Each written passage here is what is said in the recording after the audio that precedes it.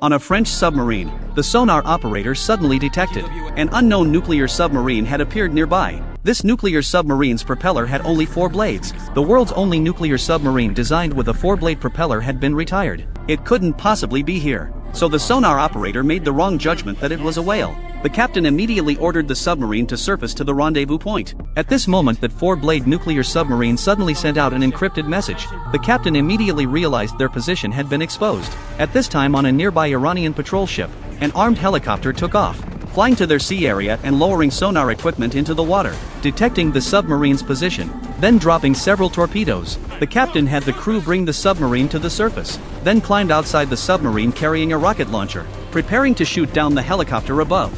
When pulling the trigger, he discovered the rocket launcher's safety was stuck, so he had a crew member shoot off the safety, then aimed at the helicopter again, successfully firing the rocket and taking down the helicopter, finally completing this pickup mission. After returning to land, the sonar operator compared that 4-blade nuclear submarine sonar image with the former Soviet Delta-class nuclear submarine sonar signature. The result was a perfect match. This meant the Delta wasn't really retired, but had been deliberately hidden. At this moment, air raid sirens suddenly sounded above the port. Everyone ran into the air raid bunkers. It turned out a nuclear missile had been launched near the Bering Sea, racing toward mainland France. The Sapphire on mission in the Bering Sea sent a message. The nuclear missile was launched by a 4-blade nuclear submarine and matched the Delta's sonar signature. This meant Russia had launched war against them. The president issued counterattack orders and authorized the Dauntless to launch nuclear missiles. At this time, Meyer noticed the nuclear missile's weight was wrong. It didn't have a nuclear warhead. The admiral realized the severity of the situation. Then came news that Russia's former commander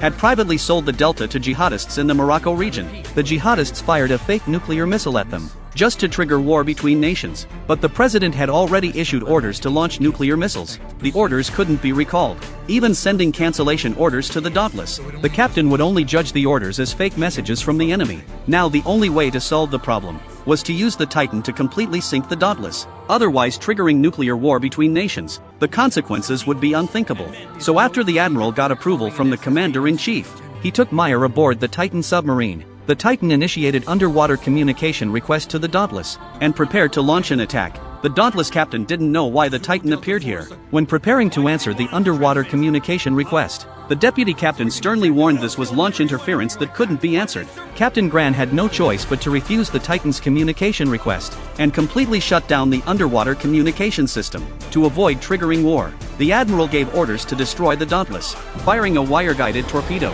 Finally, the Dauntless was hit before launching nuclear missiles. The nuclear missiles weren't successfully launched.